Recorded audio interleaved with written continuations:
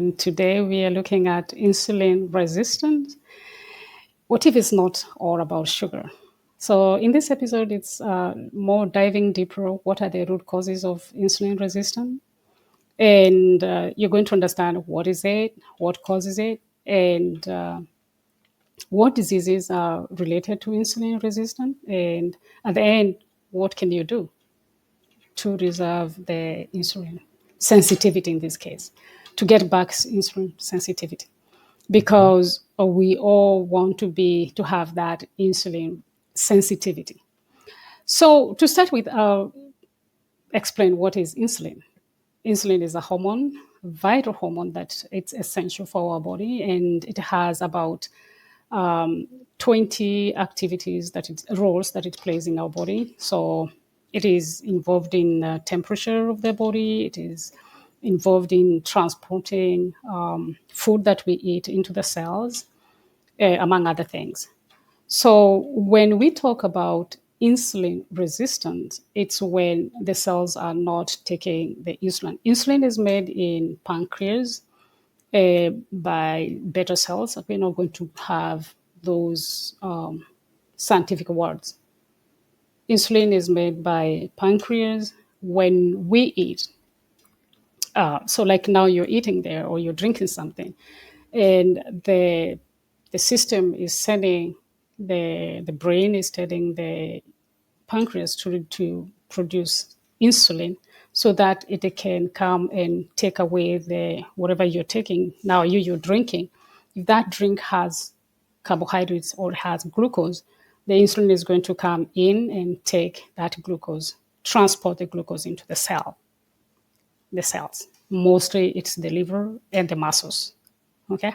So it goes with, we always talk about sugar, like the glucose, but everything that you eat, whether it's fat, whether it's protein, the insulin is responsible of transporting those nutrients into the cells. Okay. So when someone is insulin resistant, that means your body has inability of responding. The cells, they are not responding to the insulin. So the insulin doesn't take the food, doesn't transport the food where they're supposed to go into the cells. So when we explain like that, we are asked, the question that comes is, what causes the insulin not to be accepted by the cell? So like insulin is like you get, imagine you have your house, and inside your house you have visitors.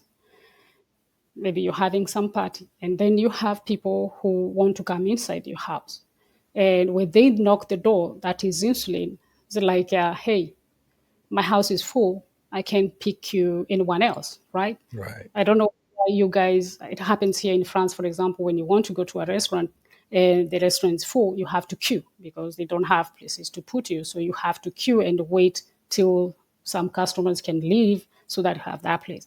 So insulin is like, so the cell is closed, and when there is sugar, there is fat, and there all that food, the insulin comes and says, "Hey, I have some energy. I have some food for you. Can you open up?" The insulin resistant, they will not open. When you have insulin sensitivity, the cells opens, take the sugar, it's hungry, and inside the cells we have mitochondria that that creates the energy. So the food you eat goes to the cell. In the cell we have mitochondria that those are the powerhouses. These are the ones that create the energy. Mhm. So to go deep into understanding what insulin resistant is you go into the cell and you ask, why is the cell not opening? Why is it not letting the insulin to get inside? And there are several reasons why the insulin resistance comes up. Most of the times when you're talking about diabetes, we just think of the salt of the sugar. So it's like, even Mhm. me, I've told people, all you need is you cut sugar. That's all in the mainstream that we hear. I've listened to so many doctors and all that we hear. You cut up the glucose, you are cool. Right. But here are a few things that can cause insulin resistant. It can be inflammation. So the cell could be inflamed, and that will interfere with the signaling of insulin. Lipid toxicity, meaning that if you're used to eating a diet that is high in fat, the fats are going to be stored. Let me go back. When you eat food, like you're going to have a lunch now, a breakfast, sorry for you. And in that food, that meal, you have proteins, you have fat, you have carbohydrates. Okay, they don't all get digested the same way. Right. So because the body uses glucose fast as the fuel, it's going to take the carbohydrates, turn them into glucose, and that is going to be used as fuel. What is going to happen to the fat and the protein? The proteins are going to be sent to the muscles to be synthesized to create muscles. These are amino acids, so they're going everywhere to repair, for growth, and all that. Healing as well. What about the fat? The fat goes directly to the storage, it goes to the fatty cells. Okay. You only use fat once you don't have glucose that is circulating. Okay. So Gotcha. when it happens to lipid toxicity is when you have been eating food that is high in fat and especially saturated fat, and the cells is just putting the fat. Okay, it's just talking. It's not a problematic if it stores the fat where it's supposed to be stored. We all have fatty cells. That's why we grow fat. I understood that we all come with a number of given cells that are fatty cells. And some people will have more fatty cells than others. So they can grow fat and they don't have any disease because they're having that potential of storing fat. And so when we eat fat or when we eat more food than we're supposed to eat, the food is going to be turned into fat and is going to be stored in the fatty cells. Right. Now, the problem comes when it's not stored in the fatty cells, but it's stored in the liver. That's where we start having liver disease, fatty disease, liver fatty disease, or the fat is stored in the muscles. And that's where the fat can be the cause of insulin resistance. Hmm. Okay. Um, the other thing was mitochondria. I talked about mitochondria. Mitochondria is the where we have the cells. It's the center of the cells, making the. It's not nuclear, but it's where we are making the energy. And sometimes, for various reasons that I'm not going to state here, mitochondria can dysfunction, can start not functioning well. And that on itself is going to create insulin resistance because now the cells are not responding properly to the energy that is coming in. Okay. Quick question for you. Yeah. Yeah. So I know this is an asinine question, but gotta ask it.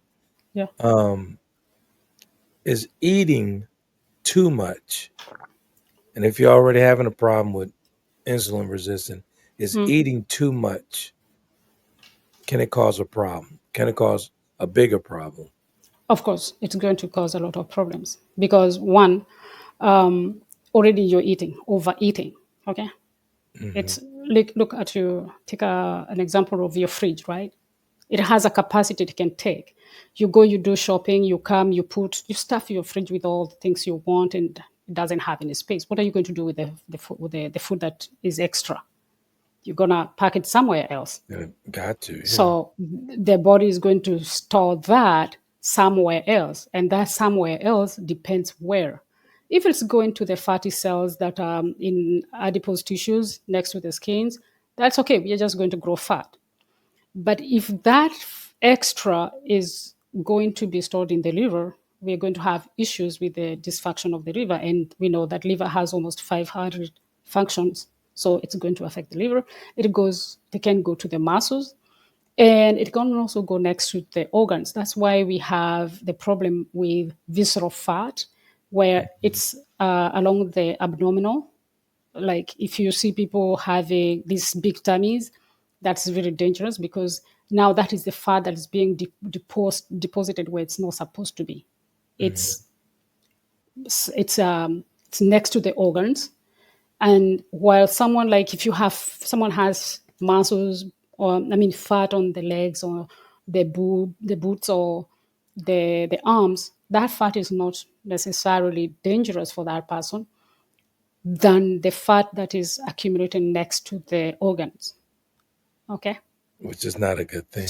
that's not a good thing. So every time you eat extra, it doesn't matter what you're eating. Even if you eat proteins, if you eat a lot of fruits and they are extra, somehow your body has to do something with that extra thing. It's Right. going to turn the food into fat to be stored. Okay. That's why, for example, I don't know whether you have heard a lot of people talking about eating fruits, or maybe, yeah, eating fruits, for example. There are some people, doctors, who say you're not supposed to be eating a lot of fruits, because when human was evaluating, the evolution was there was scarcity of food, and so during the summer season, they could eat a lot because there is going to be scarcity of food during the winter. But Right. that you look just when you're looking from the Western culture, the context. Because if you're in equatorial, you're not lacking food, right? But Right. we understood also that people used to walk a lot, and people we grew up this way. The only problem is that today's world, the modern world, we are more seated, we are not walking, we are not working things that are using our muscles. And so we are continually eating, and that continuous feeding is creating an overcharge and overload. Okay, Right. where it can go, leading to mitochondrial dysfunction because the cells are being overloaded, can lead to lipotoxicity where the lipids are becoming too much and the cell can deal with it. Okay, the other thing that can cause insulin resistance is the circadian rhythm misalignment, meaning that we are not respecting the night and the day Mm-hmm. system rhythm. Why? Because insulin sensitivity follows a daily rhythm on, it's like an internal clock, okay, which controls hormonal release. That insulin and cortisol, they're high during the morning waking hours and they are low during the evening. You need the melatonin in the afternoon, in the evening. So if we're having all these bright lights at night, the body is not connected, it's not switching into Right. sleeping mode and preserving. The night also, that system is also controls the body temperature, enzyme functions, mitochondria energy cycles, and when is the best time to process food. Like if you eat in the evening, your food is not going to process because the system is shutting down to rest Right. and repair. So insulin sensitivity, as I said, is high in the morning and lowest in the evening as you sleep. So if someone is eating a meal at night, that meal is not going to be digested. It's going to be creating a fat storage. Let That's me how let me we also end up fat. Yeah. let's hover around that for a quick second, right? Yeah. I started eating like 5 p.m. That was my cutoff. 5 p.m. That's it. I don't Okay. have anything after that. If I have anything after 5, would be like some fruit. Thanks to you, Okay. I'd have some fruit. If I get a little hungry, I have a Yeah. little fruit before bedtime. When I tell That's you, beautiful. my body clock turns on 5:15 every single morning, and I feel Wow. great That's every single awesome. morning. I've been doing this for 5 years now. Okay. 5 years. So yeah, that's it actually works, man, when you in tune with your body, in tune Yeah. with When that, you in that tune with. clock and the system, you know. Yeah. Yeah. I Yeah, remember. Sorry, go on. yeah, I was telling my brother, I was like, dude, you have to cut yourself off when it's time to go to bed. It's time to go to bed because your body knows it. But if you're constantly up eating snacks and all that stuff, you're going to be off. Your entire system is going to be off. I It's gonna totally be agree. completely off. Yeah. I said you gotta get on Totally. that time clock. Your body's Hmm. not gonna get Hmm. on your time. You got to get on your body's time. I totally agree. Yeah. Yeah, we are so much disconnected because we think like like we are here to work. Okay, we are here to constantly be productive. That's right. We forget that we came here first to experience life and experience life in the best way we can. And I noticed, like, when I started blogging, I was sleeping very late, and I would stay up to maybe 11 o'clock, and I wake up at 3 o'clock. Yeah, not good. And I saw the difference when I started sleeping, and just I don't have alarm that's waking me up. I Hmm. just have to sleep early in the morning, like in the evening. Like sometimes I will tell people, like at 17, when my daughter comes up from school, it's like, yeah, we are having our lunch, our meal. And like people are like, oh, what do you mean you're having your meal that time? It's because Hash is going to sleep maybe at 2 p.m. What do you call that? 20, or that is 8 p.m. Hmm. And we need that 2 hours for her to digest her food. Okay. And we need time to space out to let the body have the time to digest, and then can go and repair itself at night. So Right. yeah, that is circadian rhythm is really important. Then another thing that can cause insulin resistance is leaky gut. That's something that me I didn't know. And leaky gut, for those who don't know, is when you have okay, we have the small intestine, they're circle like that, and it's just like the way your mouth is up to the anus. It's just a hollow, and the small intestines is where the food is absorbed. And so some reasons that the stomach, the lining, can be torn, and when it's torn, some, we call these bacteria toxins, can get inside. So we have these bacteria toxins that when they are still in the intestines inside the hole, Hmm. they cause no problem. But when you have those tears, they're now, that's when we call leaky gut. The gut is leaking into the bloodstream, and you get these toxins that are going to come into the circulation, and they can attach themselves to the liver immune system, and there they're going to cause what is called inflammation, insulin resistance in the in the liver. Okay, they can also attach themselves to the muscles. Another cause of insulin resistance is micronutrients deficiency. That means if you're lacking some minerals and vitamins that are core factors that are supposed to activate the insulin receptors, because you have insulin, but you also have insulin receptors where they are getting to open up when the insulin comes in. And magnesium, vitamin D, and zinc are responsible of activating those insulin receptors. So we know studies show that, especially in America, because as most of the studies are done in the American people, they are very low in vitamin D, and they are very low in magnesium. Right. Okay, I, so I that find on it its quite. own, it's the I find that quite so interesting that all studies are done on Americans. most of the studies that they Uh, are done in the, it's like how can you say, if there were 100 papers, scientific papers done, we are reading, let's say 80% are done in America. Okay. And even if they are not done in America, they're done by Americans in other populations. Okay. hmm.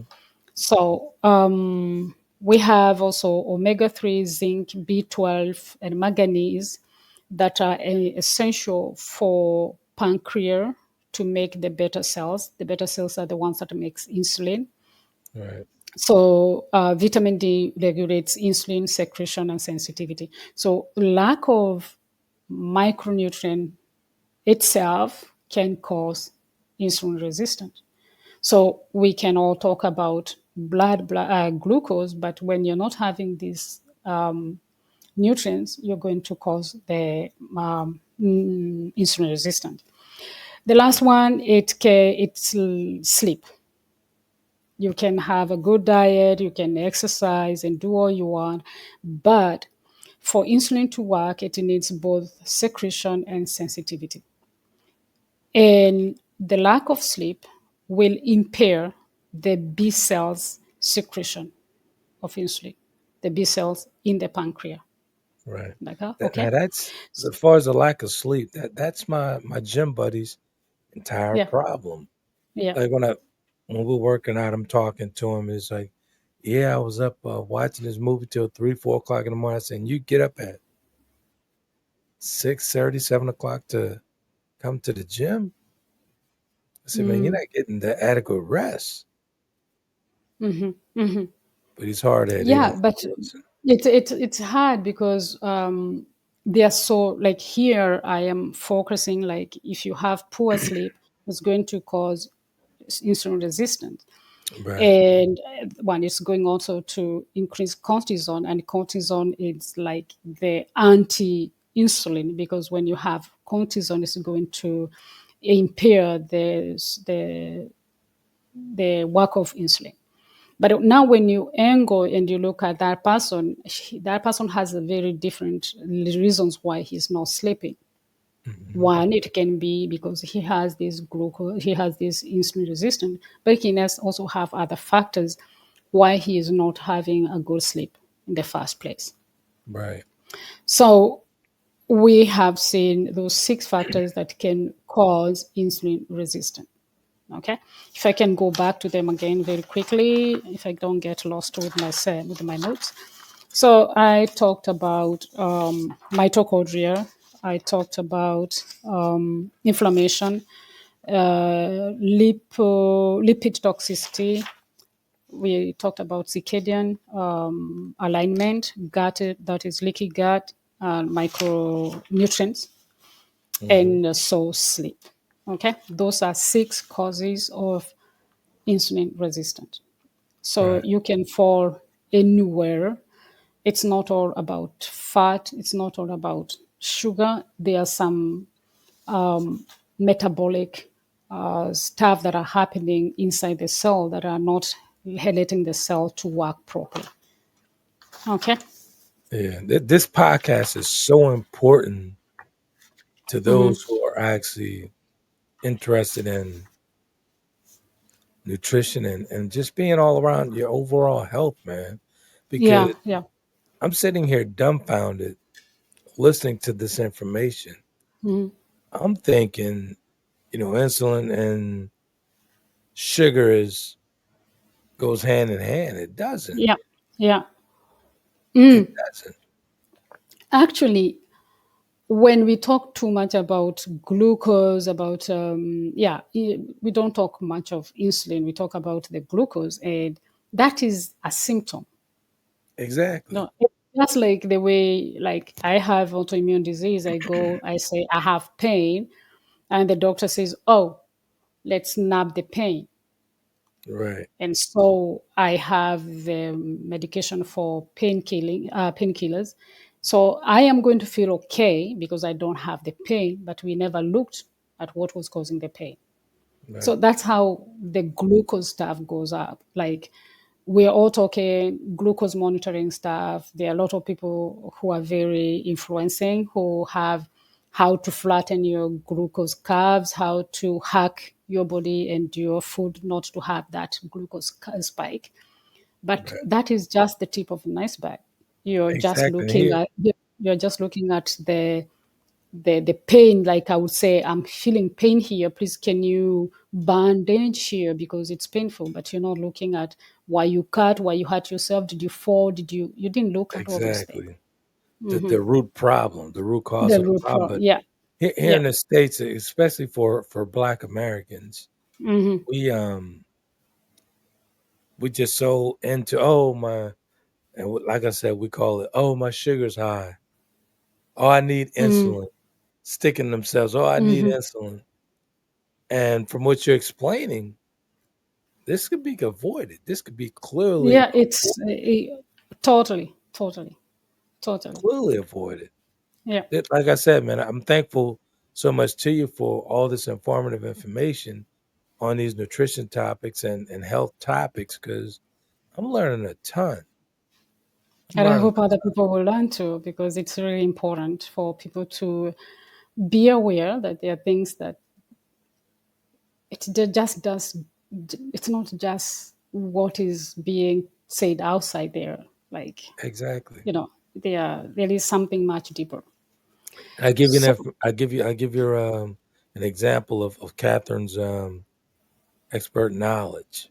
I mm, do the cold dip plunge every single morning at the gym, mm, every single day, 5 days a week. I'm dipping in 34, 35, 36, 40-degree temperatures, water, mm. sitting there for 5 minutes, 5 to 10 minutes. So as I'm working my way in, I tell Catherine I'm doing this or whatever. And she said, why don't you go deeper? Go down to your neck. You'll be surprised the wonders that it does to your brain and it'll assist your brain. Well, I took that challenge. When I tell you it's the best advice I've ever gotten from her, things just started Wow. changing Mm, almost automatically. So once I got up to the neck, I get mm, this far. mm. Now I'm thinking about going under. You can totally go. You just have to. You have some blockage, like Yeah, you have some fear. yeah, Okay, and you just have to trust yourself, trust the body that it's capable of, exactly, healing. You exactly, accept it. And don't second think. Don't second guess. You go there and you dip yourself. And whatever bad thing can happen, you have people there to help you. So it's not like you're just absolutely, doing this alone. So you trust yourself and you trust the universe. There are people who are there to support you. And you just let yourself go. exactly. And for sure, it's going to be phenomenal. It's going to change a lot. What I'm finding that with this cold dip, Mm. it literally kills inflammation. It kills inflammation, and it's just one thing that activates the mitochondria. Isn't that something? Yeah.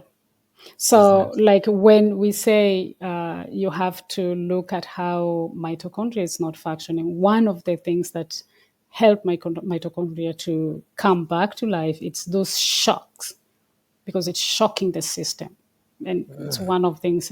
Yeah, you reacted it, and as we grow old, we lose mitochondria, but you can also create more, and that's one way that you're creating more mitochondria.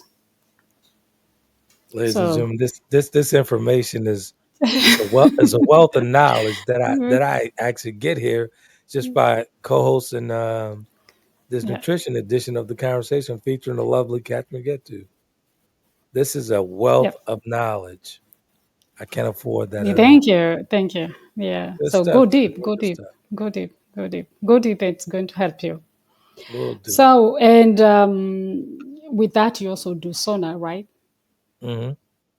Which also is the same, heat and cold. Those are two things that are going to really help your body, one, heal the inflammation and also activate those mitochondria. Right. I have a regiment Okay. where. Go ahead. I'm sorry. No, no, I'm listening. I have a regiment where I do things backwards, right? Mm, So I'll do the whirlpool, I'll do the whirlpool, the hot tub, and it's actually to ease the muscles and relax the muscles, get the muscles and the blood flowing. yeah. Then I go to the cold dip. Yeah, yeah. Then I go to the sauna. Then I go work out. So a guy asked me, he said, why you do that? I said, I got to Mm, relax the muscles before I tear them of down course. again. Yeah, yeah, So for he's sure. like, wow, that's different because everybody else does it the other way. I was like, well, I have a different ability, so Yeah, yeah. I gotta relax the muscle before I can get started or And then whatnot. you And do I you gotta tell you, you man. Go ahead. I'm sorry. no, I'm saying you do what suits you, not what is What what's in everyone the else is menu. Yeah, not what everyone doing. is doing. Exactly. Definitely not a follower. Definitely not a follower Yeah. at all. Yeah. But go ahead. Let me get off Okay. my soapbox. Okay. How is insulin resistance related to other diseases?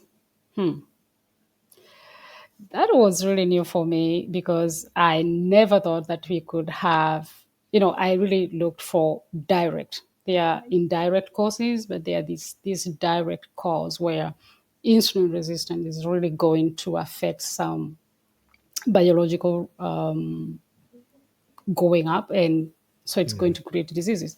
One, it is involved in all diabetes. So there is type 1 diabetes, there is, I understood there is 1.5 diabetes, there is pre-diabetes, there is diabetes which type 2, and there is type 3, which Alzheimer's disease now is known as type 3 because it's the insulin resistant in the brain.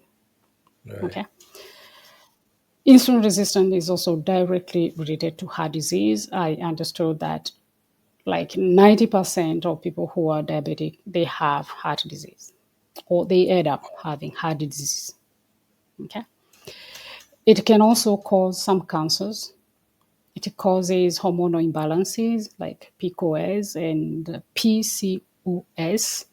It causes fat liver. That's when I talked about when the cells, the fat is stored in the wrong place. It's going to start Hmm. with the fat. That the fat and the muscles are the first one that start suffering insulin resistance. Before even you're told you have glucose stuff, your liver and the muscles, they're already insulin resistant because they have been coping. Obesity is also related to insulin resistant, neurological like Alzheimer's, sleep disorders, eye disease, and reproduction dysfunction. So sperm count, for example, it's related to insulin resistant. Infertility in women is also related to insulin resistant. So these are things that I was looking like. It's like we are walking zombies, right? We Right. we think we are healthy, but deep You're inside, really some not. stuff are Right. happening. Yeah, it's really really bad. So yeah, insulin resistance is a condition that affect metabolism, inflammation, hormones, and vascular function. Hmm.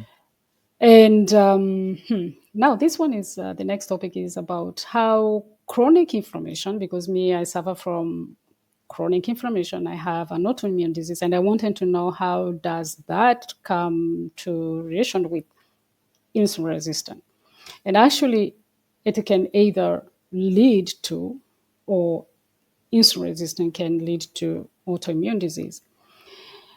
One, because chronic inflammation is it can worsen the the insulin resistant because of the inflammation. You're constantly immuno is activated, so the immune system is already overreacting, and that can really interfere with insulin signaling.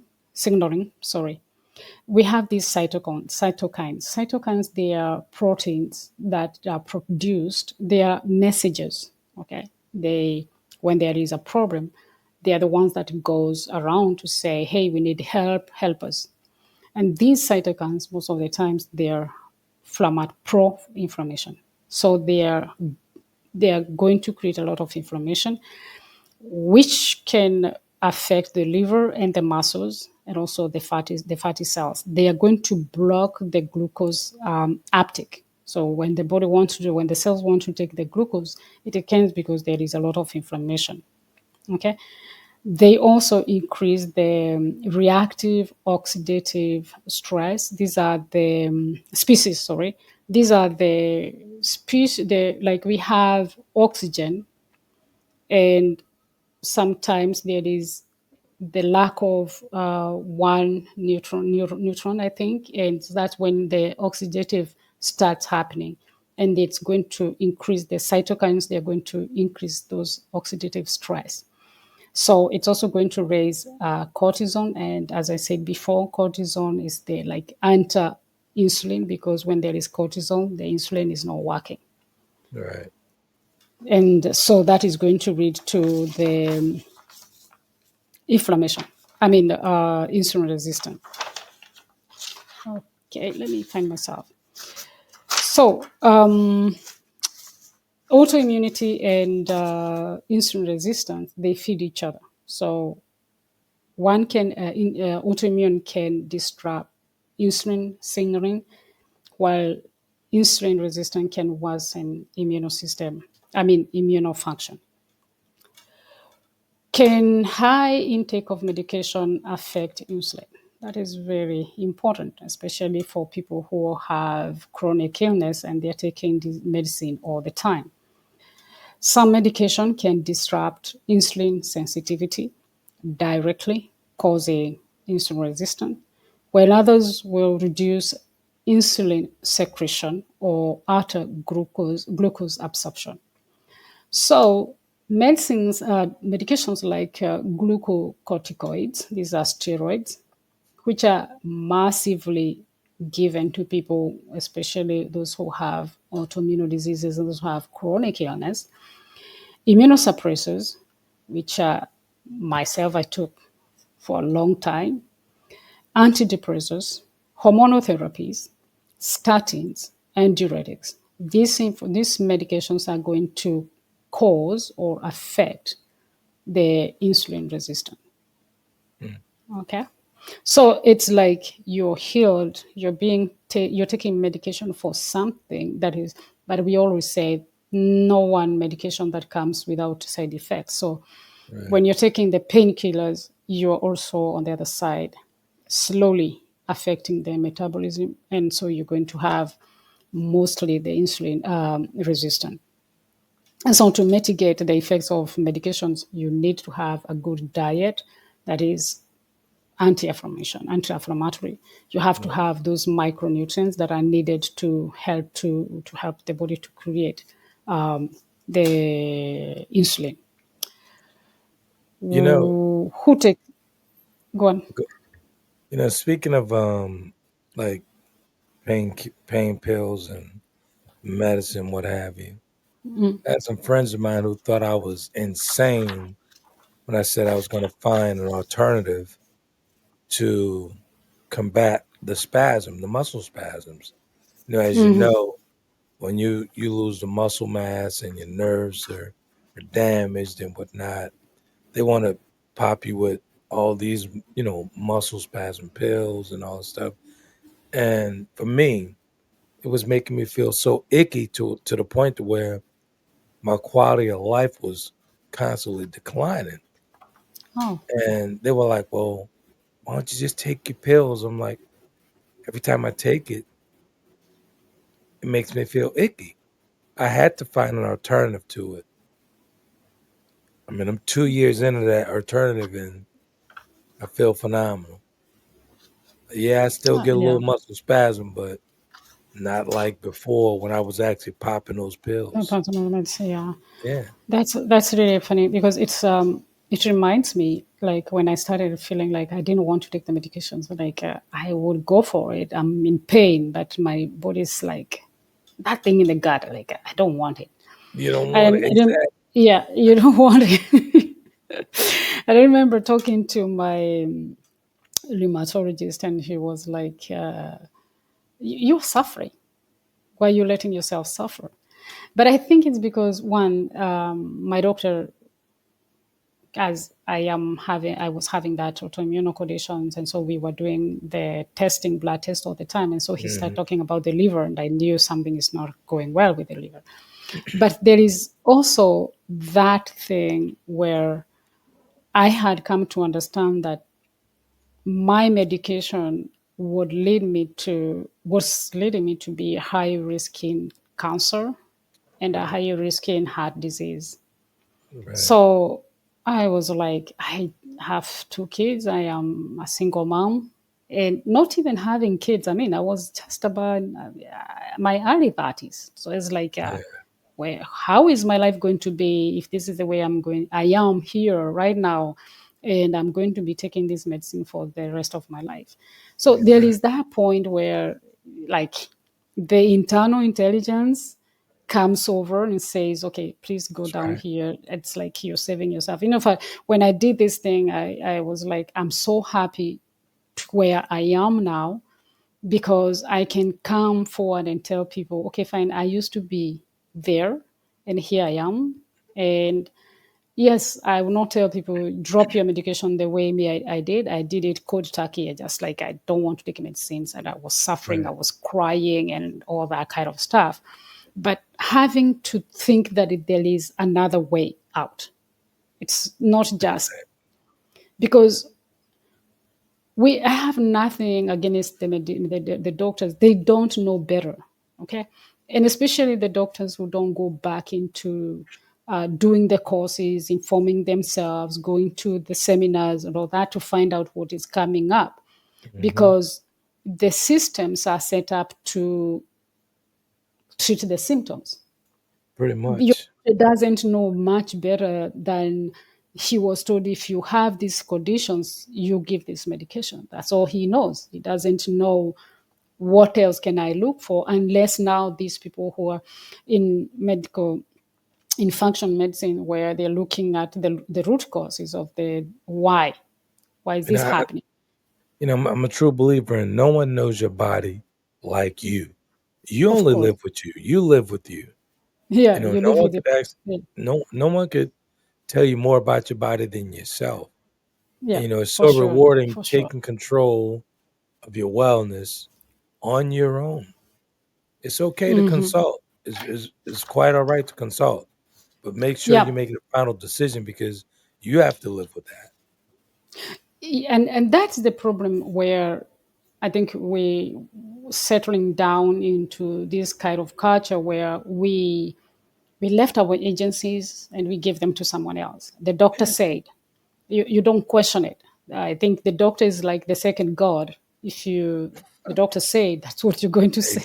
exactly. That's what you're going to do. It's like I remember once, some years back, when my daughter was going to this small grade school. There was this lady who was walking, like her neck almost was touching her shoulder.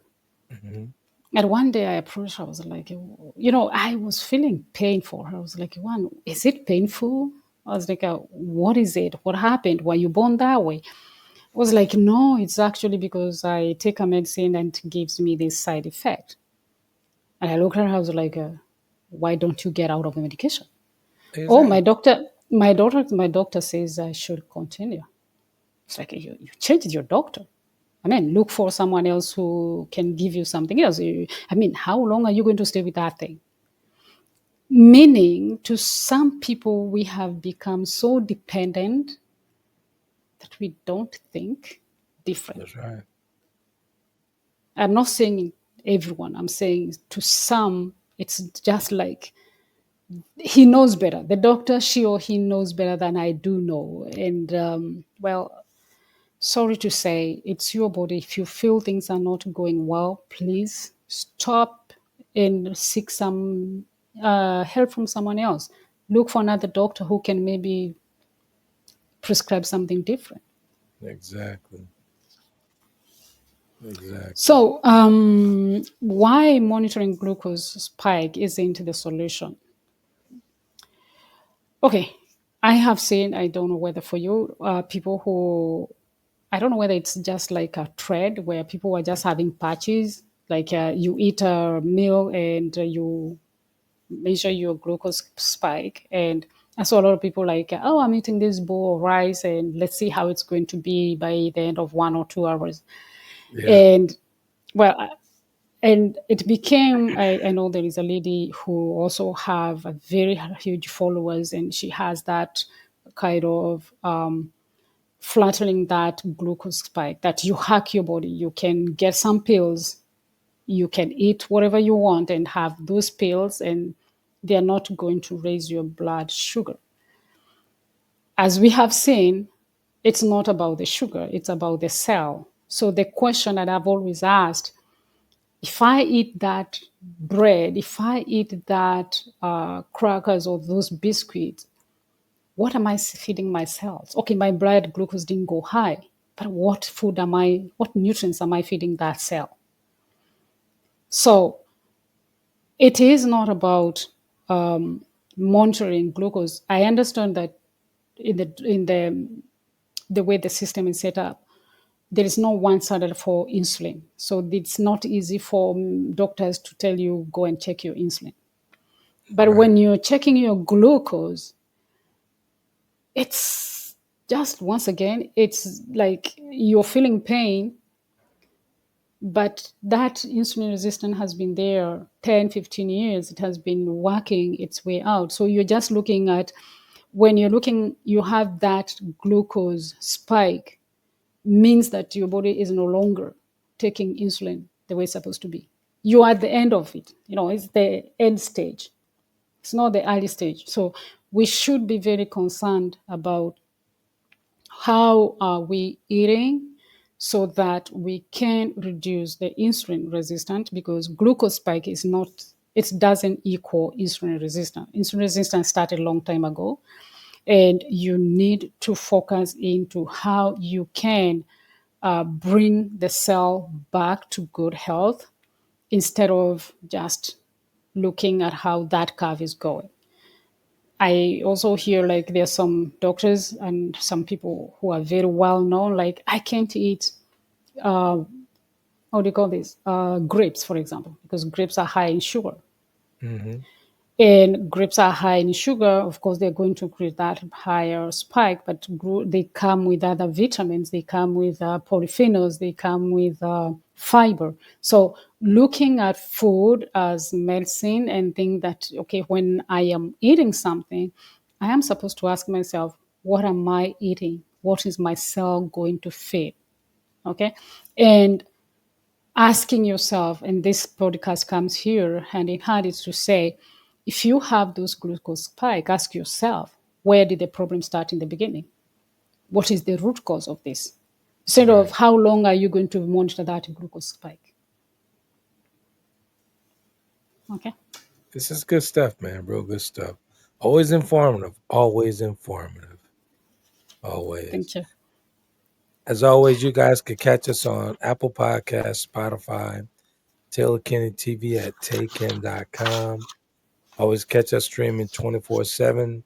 The nutrition edition of the conversation featuring the lovely nutritious coach, Catherine Gettu from France. Thank you. Thank you. Good stuff. Thank you. So, in closing, Yeah. So, what can you do to reduce? There is a bug in my house. I'm looking at it up there. So, what can you do to reverse the insulin resistant? Is fast. This is what I also do. It's my protocol: is you remove, you repair, and you restore. You start removing what is causing the problem. That is everything that is processed, high sugary food, a lot of high fat diets, especially saturated fat. You need to restore the health of the cells, and you also repair the gut, repair your way of living, like respecting that circadian rhythm, sleeping enough, moving, because the difference between someone who has glucose spike or who has diabetes and someone who is healthy, it's just a teaspoon of sugar. Hard to mhm, believe that, right? That right. means that person who has diabetes, the sugar is floating in the blood, and so all you need is to reduce how that sugar is staggering in the blood. And why this so is because I looked at it like, why is it bad if the sugar stays in the bloodstream? It's because sugar is becomes oxidative, and so it's going to damage the nerves.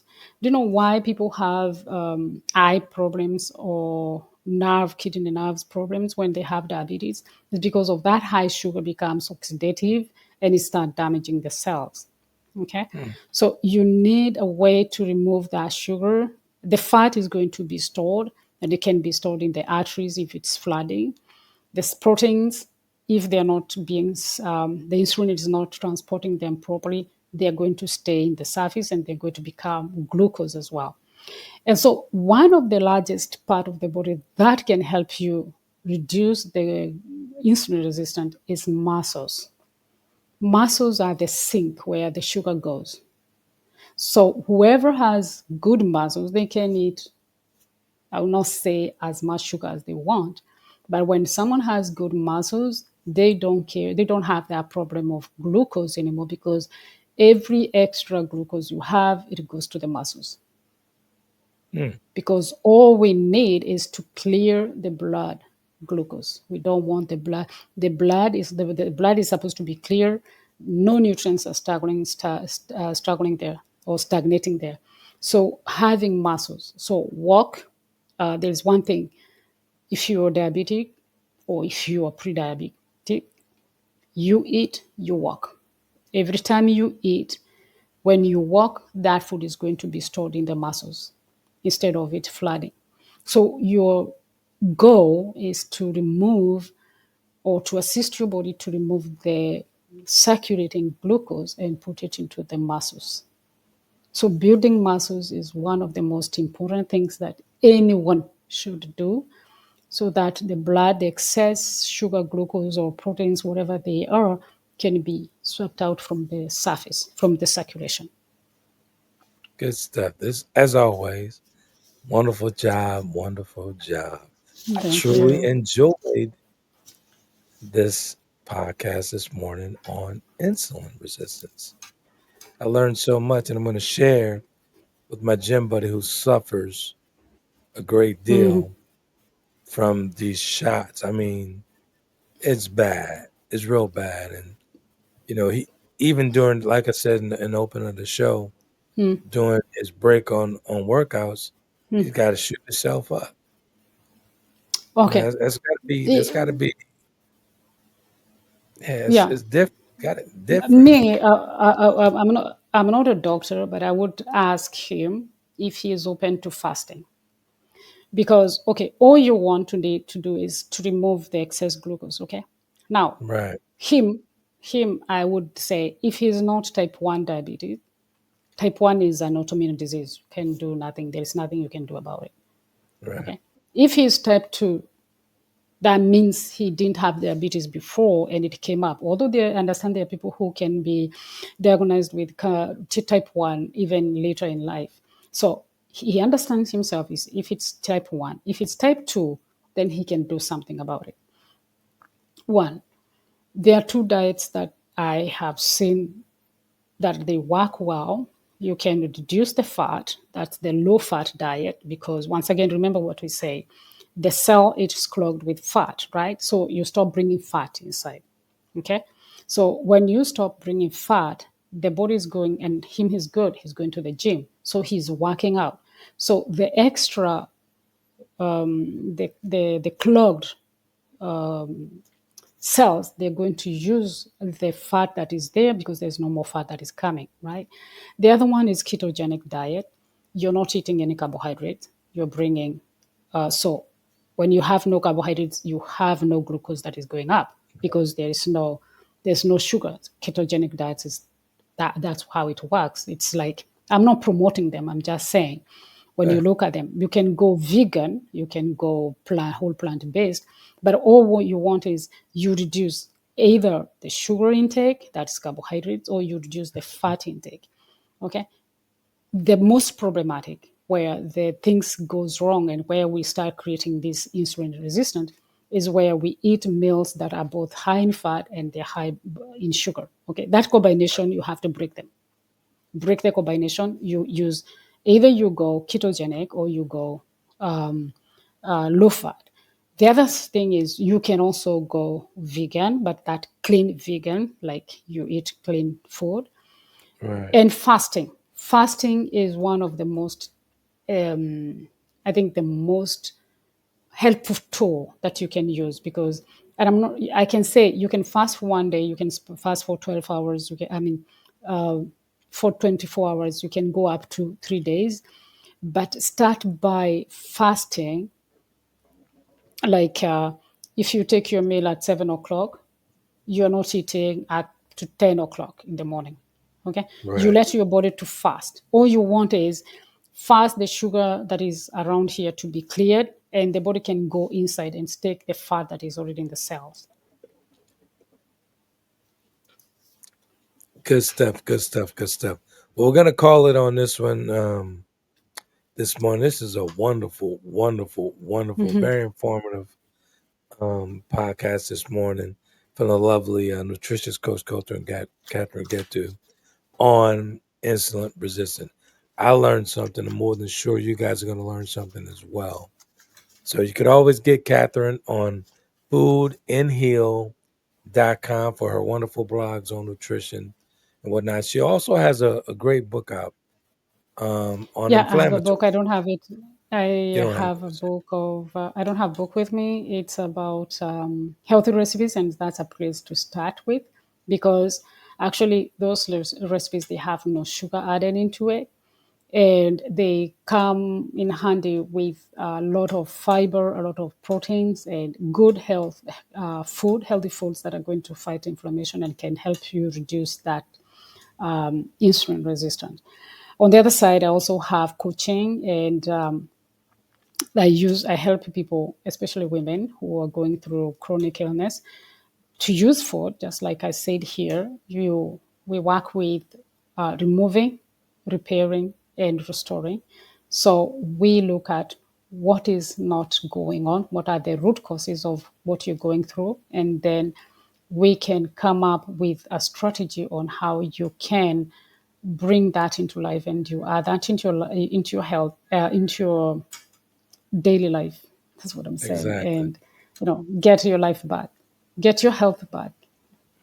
So if you guys looking for wellness and nutrition to connect with Catherine Gettu, actually it's at food, the letter N, heal.com. You won't be disappointed. Thank So you.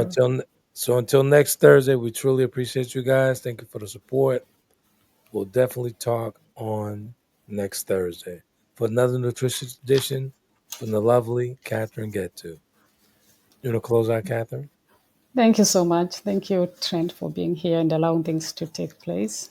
And I appreciate everything and everyone. Thank you. Have a nice time. Talk to you on Thursday. You guys be epic. Conversations with Trent in conjunction with Taylor Kennedy Media and your radio network would like to thank you for calling in and listening to tonight's episode. We hope that tonight's conversation offended you just enough to turn your mirror inward to come back for more. So until next week's conversation, be epic.